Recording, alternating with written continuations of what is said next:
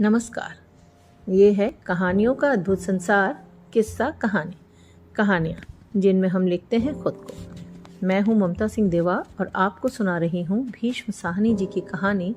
शीर्षक है चीफ की दावत। आज मिस्टर श्यामनाथ के घर चीफ की दावत थी।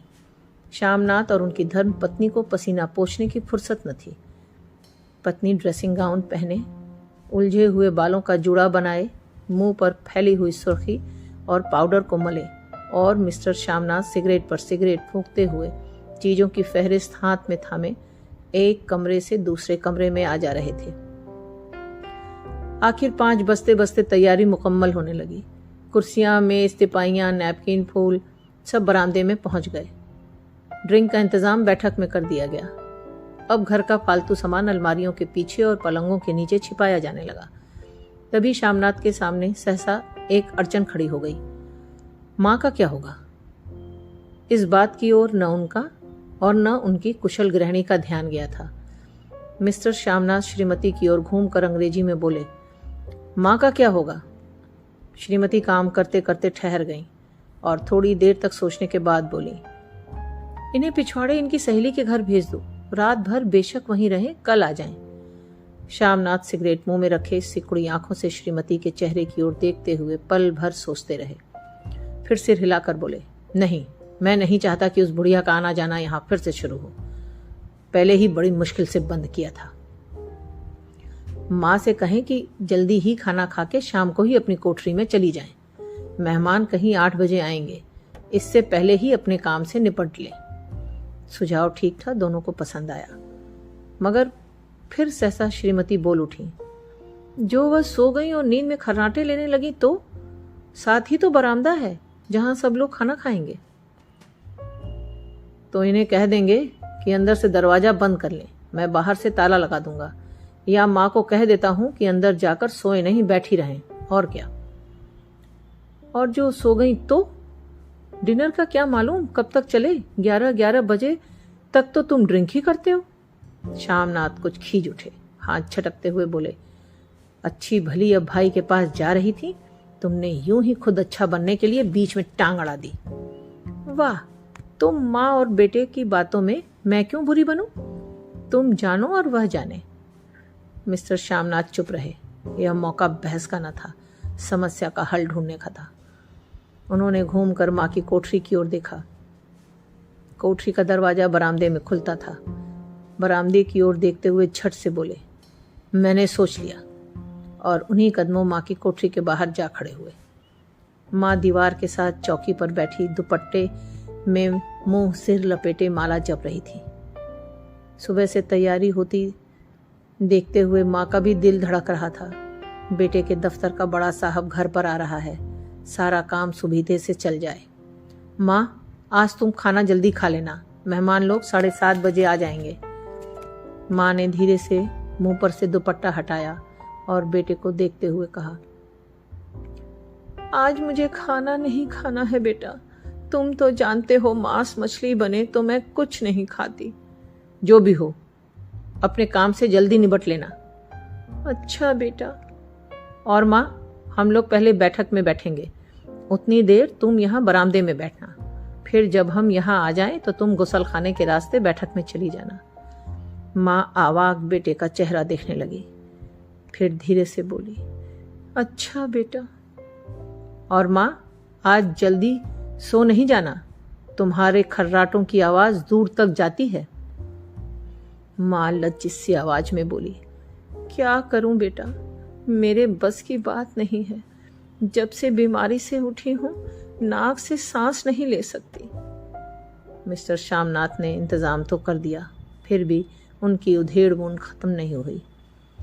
जो चीफ अचानक उधर आ निकला तो 8-10 मेहमान होंगे, देसी अफसर, उनकी स्त्रियां होंगी, कोई भी गुसलखाने की तरफ जा सकता है। क्षोभ और क्रोध से वह झुंझलाने लगे। एक कुर्सी को उठाकर बरामदे में कोठरी के बाहर रखते हुए बोले, आओ माँ, इस पर जरा बैठो तो। माँ माला संभालती पल्ला ठीक करती उठी और धीरे से कुर्सी पर जाकर बैठ गई। यूं नहीं माँ, टांगे ऊपर चढ़ाकर नहीं बैठते, यह खाट नहीं है। माँ ने टांगे नीचे उतार ली। और खुदा के वास्ते नंगे पांव नहीं घूमना, न ही वह खड़ाऊं पहनकर सामने आना। किसी दिन तुम्हारी यह खड़ाऊं उठाकर मैं बाहर फेंक दूंगा। माँ चुप रही। कपड़े कौन से पहनोगी माँ? जो है वही पहनूंगी बेटा, जो कहो पहन लूं। मिस्टर श्यामनाथ सिगरेट मुंह में रखे फिर अधखुली आंखों से माँ की ओर देखने लगे और माँ के कपड़ों की सोचने लगे। श्यामनाथ हर बात में तरतीब चाहते थे। घर का सब संचालन उनके अपने हाथ में था। खूंटियां कमरों में कहाँ लगाई जाएं, बिस्तर कहाँ पर बिछे, किस रंग के पर्दे लगाए जाएं, श्रीमती कौन सी साड़ी पहने, मेज किस साइज की हो। श्यामनाथ को चिंता थी कि अगर चीफ का साक्षात माँ से हो गया तो कहीं लज्जित न होना पड़े। माँ को सिर से पांव तक देखते हुए बोले, तुम सफेद कमीज और सफेद सलवार पहन लो माँ। पहन के आओ तो जरा देखो। माँ धीरे से उठी और अपनी कोठरी में कपड़े पहनने चली गई। यह माँ का झमेला ही रहेगा, उन्होंने फिर अंग्रेजी में अपनी स्त्री से कहा।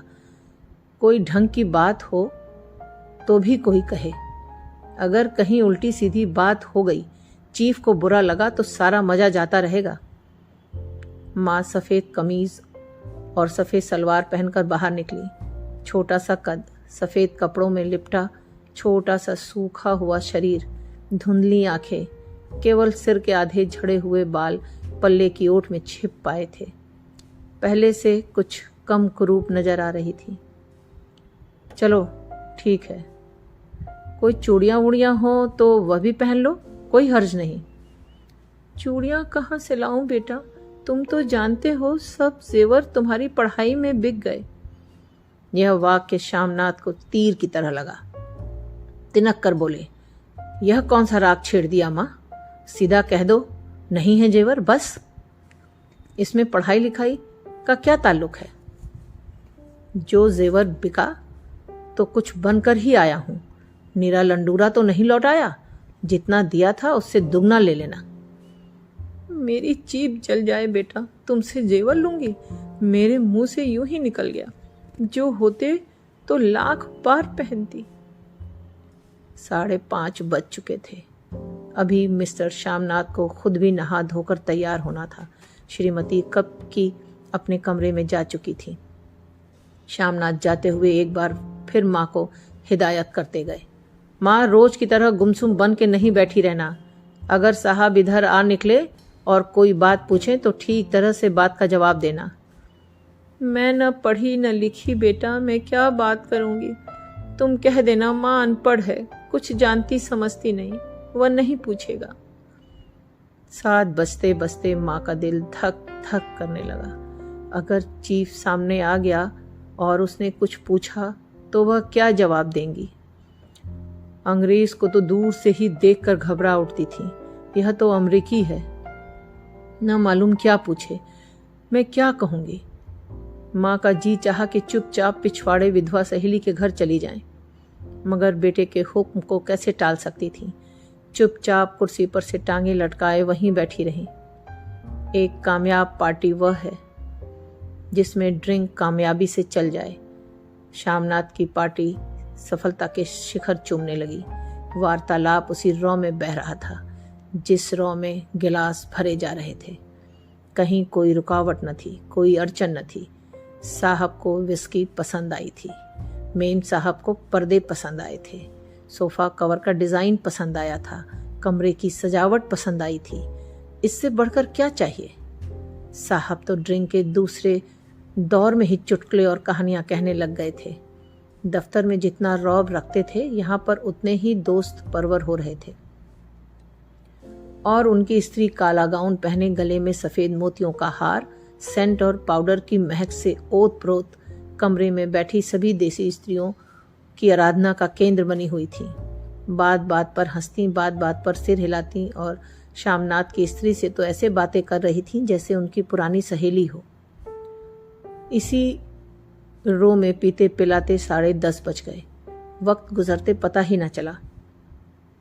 आखिर सब लोग अपने अपने गिलासों में से आखिरी घूंट पीकर खाना खाने के लिए उठे और बैठक से बाहर निकले। आगे आगे श्यामनाथ रास्ता दिखाते हुए, पीछे चीफ और दूसरे मेहमान। बरामदे में पहुंचते ही श्यामनाथ सहसा ठिठक गए।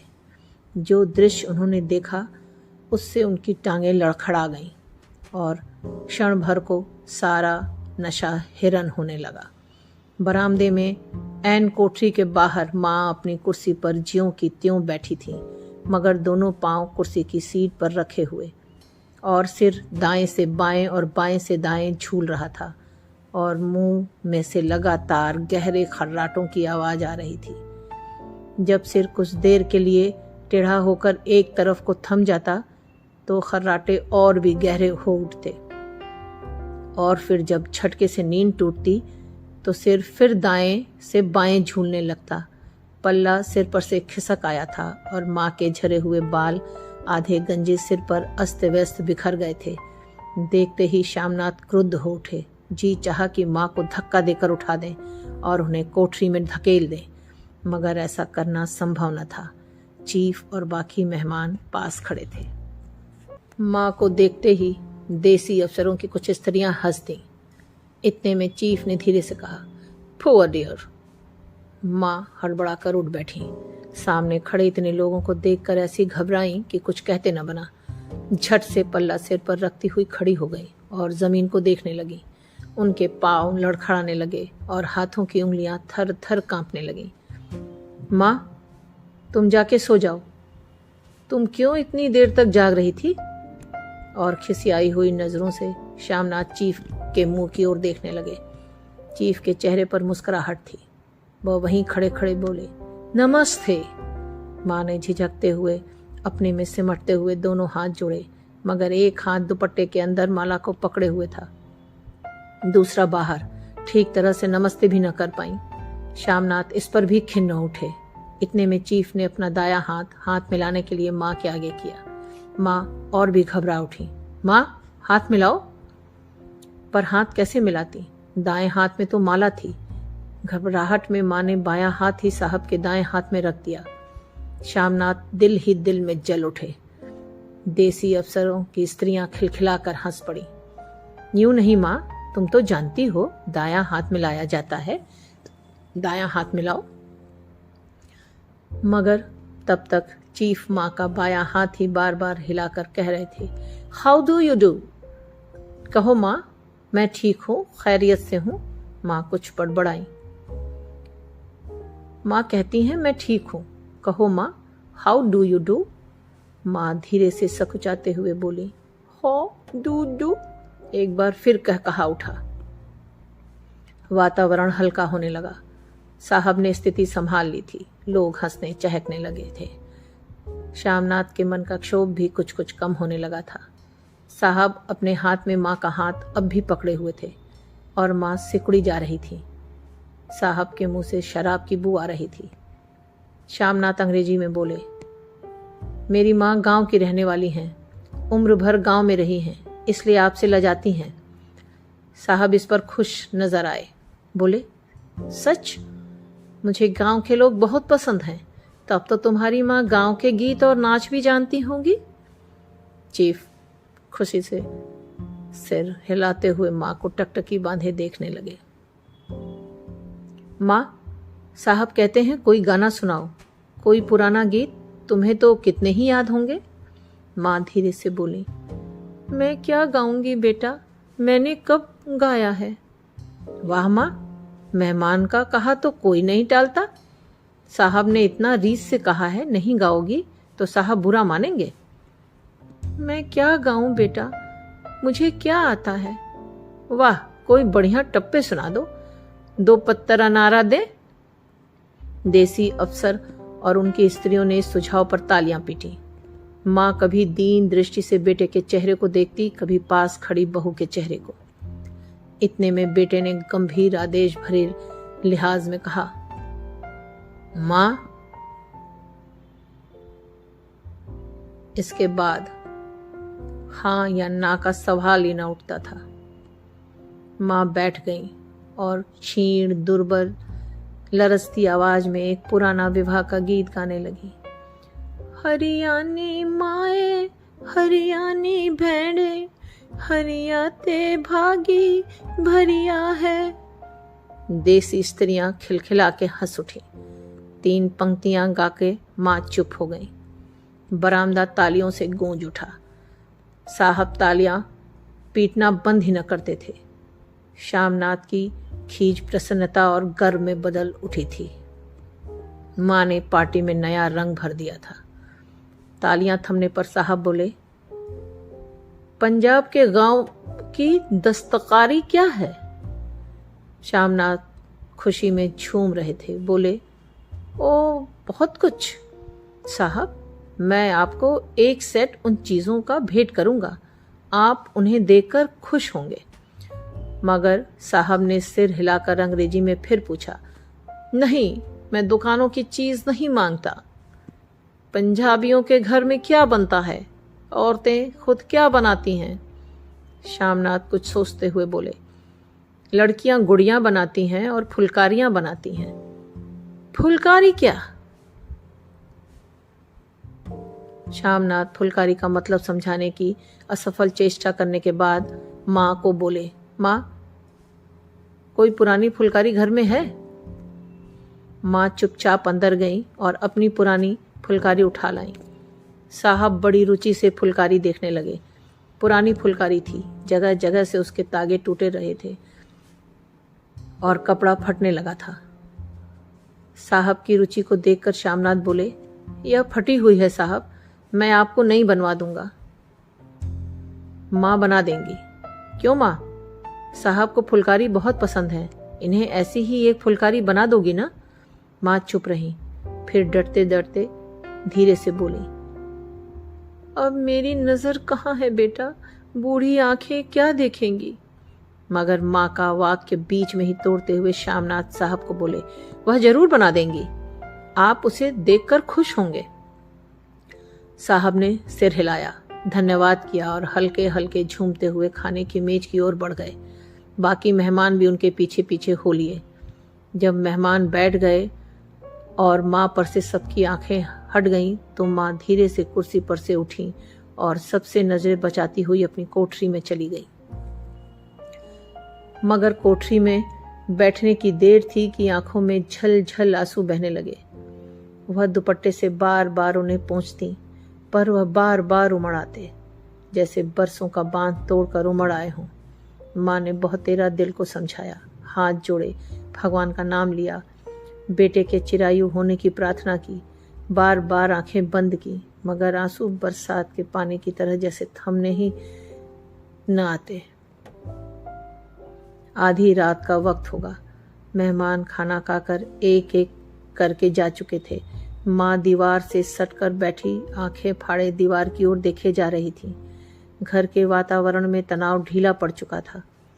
मोहल्ले की निस्तब्धता श्यामनाथ के घर पर भी छा चुकी थी। केवल रसोई में प्लेटों के खनकने की आवाज आ रही थी। तभी सहसा माँ की कोठरी का दरवाजा जोर से खटकने लगा। माँ, दरवाजा खोलो। माँ का दिल बैठ गया, हड़बड़ा कर उठ बैठी।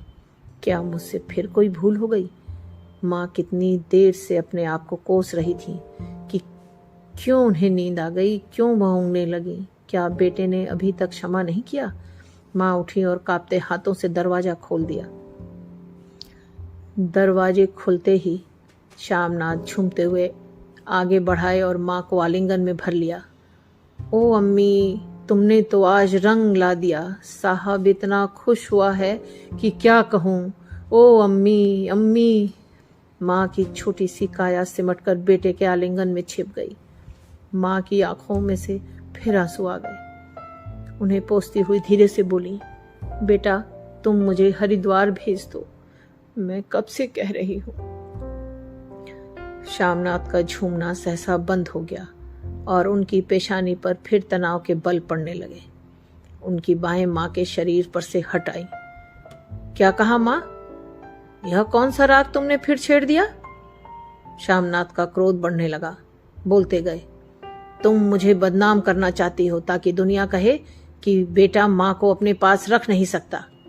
नहीं बेटा, अब तुम अपनी बहू के साथ जैसा मन चाहे रहो। मैंने अपना ख्वाब पहन लिया, अब यहाँ क्या करूँगी। जो थोड़े दिन जिंदगानी के बचे हैं, भगवान का नाम लूंगी, तुम मुझे हरिद्वार भेज दो। तुम चली जाओगी तो फुलकारी कौन बनाएगा? साहब से तुम्हारे सामने ही फुलकारी देने का इकरार किया है। मेरी आंखें अब नहीं है बेटा जो फुलकारी बना सकूं। तुम कहीं और से बनवा लो, बनी बनाई ले लो। मां, तुम मुझे धोखा देके यूं चली जाओगी? मेरा बनता काम बिगाड़ोगी? जानती नहीं, साहब खुश होगा तो मुझे तरक्की मिलेगी। मां चुप हो गई, फिर बेटे के मुंह की ओर देखती हुई बोली, क्या तेरी तरक्की होगी? क्या साहब तेरी तरक्की कर देगा? क्या उसने कुछ कहा है? कहा नहीं, मगर देखती नहीं कितना खुश हो गया है। कहता था जब तेरी माँ फुलकारी बनाना शुरू करेगी तो मैं देखने आऊंगा कि कैसे बनाती है। जो साहब खुश हो गया तो मुझे इससे बड़ी नौकरी भी मिल सकती है, मैं बड़ा अफसर बन सकता हूं। उनका झुर्रियों भरा मुख खिलने लगा, आंखों में हल्की हल्की चमक आने लगी। तो तेरी तरक्की होगी बेटा? तरक्की यूं ही हो जाएगी। साहब को खुश रखूंगा तो कुछ करेगा, वरना उसकी खिदमत करने वाले और भी हैं। तो मैं बना दूंगी बेटा, जैसे बन पड़ेगा बना दूंगी। और माँ दिल ही दिल में फिर बेटे के उज्जवल भविष्य की कामना करने लगी। और मिस्टर श्यामनाथ अब सो जाओ माँ, कहते हुए तनिक लड़खड़ाते हुए अपने कमरे की ओर घूम गए। माँ के चेहरे का रंग बदलने लगा धीरे धीरे। ये कहानी बस इतनी ही। अभी आप सुन रहे थे मुझसे यानी ममता सिंहदेवा की आवाज में भीष्म साहनी जी की कहानी चीफ की दावत। ये है फलक का चैनल किस्सा कहानी। फिर मिलते हैं एक नई कहानी के साथ।